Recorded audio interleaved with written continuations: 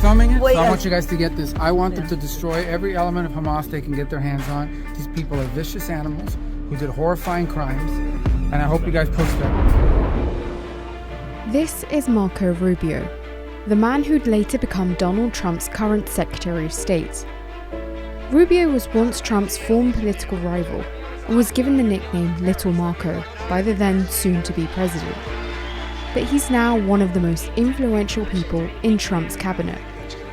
He's a foreign policy hawk and is staunchly pro-Israel. What about the civilians that are being killed every day? Hamas should stop hiding behind civilians, putting civilians in the way. Hamas knew that this was going to lead to this.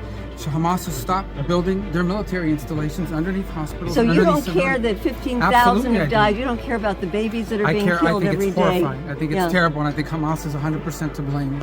That's what I think. Make sure you post that, please. Rubio defended the 2003 invasion of Iraq, stating it was not a mistake, and vowed to oppose any attempts to shut down the notorious Guantanamo Bay detention facility. The Cuban American is the first Hispanic American to serve as Washington's top diplomat. So who is he? And what does his appointment mean for America's foreign policy?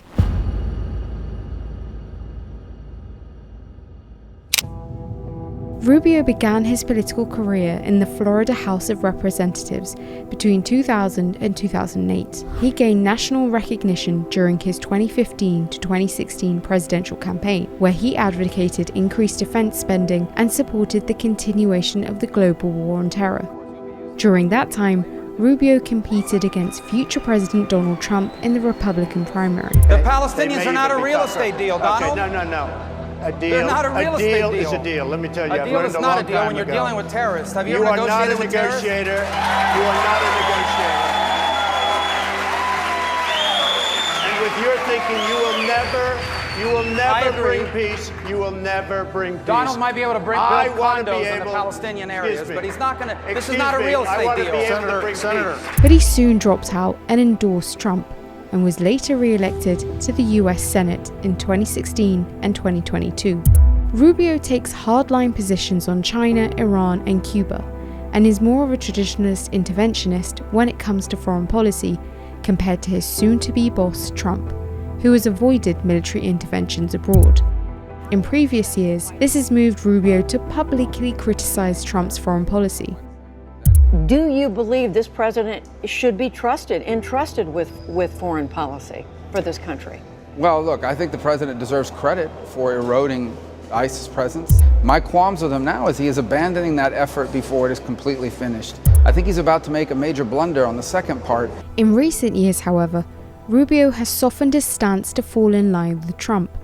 And now, Rubio is one of several pro-Israel hardliners in Trump's cabinet, including former Fox News anchor Pete Hegseth as Defense Secretary, Mike Huckabee as nominated ambassador to Israel, and Steve Witkoff as Middle East envoy. He's said to have received over $1 million from the American Israel Public Affairs Committee, AIPAC, between 1990 and 2024. Earlier this year, he accused President Joe Biden of appealing to anti-Semites in the Democratic Party by criticizing Israel's actions in Gaza, which have killed more than 48,000 Palestinians. He has strongly advocated for increased US military aid to Israel and has firmly opposed calls for a ceasefire. The diplomat urged the administration to revoke visas for foreign students involved in pro-Palestinian protests and labeled them terrorist sympathizers. Less than 3 weeks into his second administration, the US president stated plans to take over Gaza and permanently remove its Palestinian population to build a Riviera of the Middle East.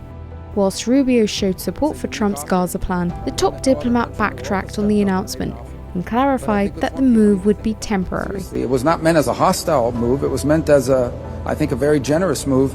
The offer to rebuild and to be in charge of the rebuilding of a place, many parts of which right now, even if people move back, they would have nowhere to live safely because there are still unexploded munitions and debris and rubble.